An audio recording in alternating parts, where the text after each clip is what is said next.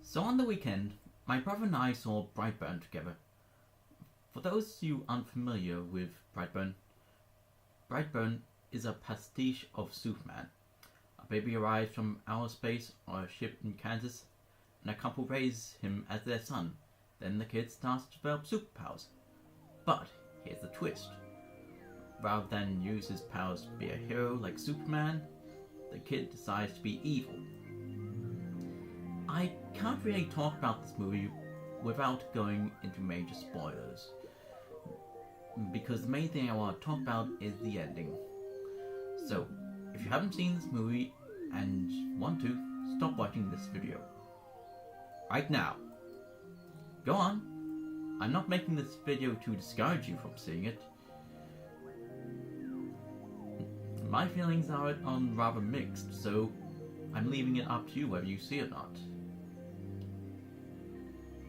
Still with me? Okay, you were warned. Before the movie started, my brother and I brought up one thing. How's this movie going to end? With superhero movies, you know how it's going to end. The hero wins and the villain is defeated. Well, most of the time anyway. But Brightburn isn't really a superhero movie. It's a horror movie where the character is a homage to a superhero. With horror movies, you can never be sure how it's going to end. Is the villain taken down? Does the villain survive? Or maybe there's a twist ending.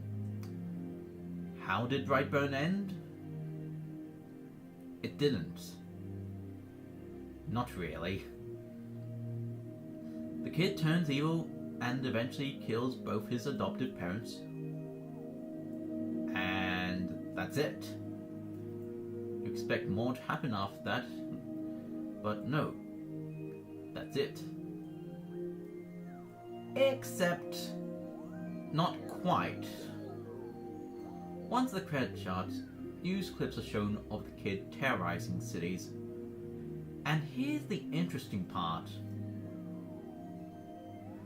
We see this conspiracy theorist talking about how this isn't the only superpowered being in the world, which he believes are government weapons, which we know isn't true, but that's not important. He also talks about a rope-wielding witch, which is an obvious pastiche of Wonder Woman, and an aquatic man, which is obviously based on Aquaman. Among these, there are apparently 3 other superpowered beings in the world. One appears to be a counterpart of the Martian Manhunter. Another I think was based on Flash, but I don't quite recall what the 6th one was based on.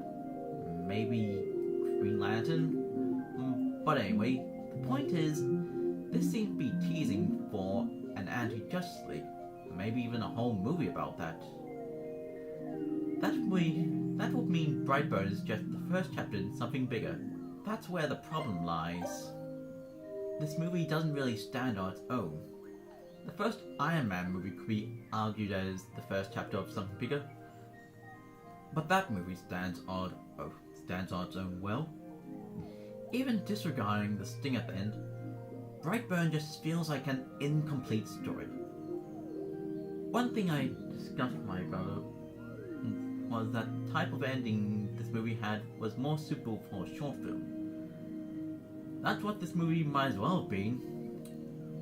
That being said, it didn't feel like it was lacking anything until the ending. Most of everything else about this movie feels well done, but just leaves a desire for more. If this movie is just the first part of a bigger story, then why couldn't it just be a short film? And if it was hit, then the bigger picture could be told in a feature-length movie.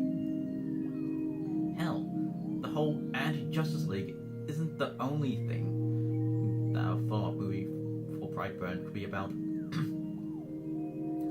What is this kid's ultimate plan with terrorizing the world? What's the story behind the aliens that sent the kid to Earth in the first place? Whatever comes next, it has to be something. Because this film just feels incomplete. My brother and I even stuck around for the whole credits to see if there was another scene at the end teasing a future film, but there wasn't. Thankfully, the credits weren't all that long. But overall, I'd say Brightburn is an okay film. I just wish it wasn't so obviously only the first chapter in a bigger story.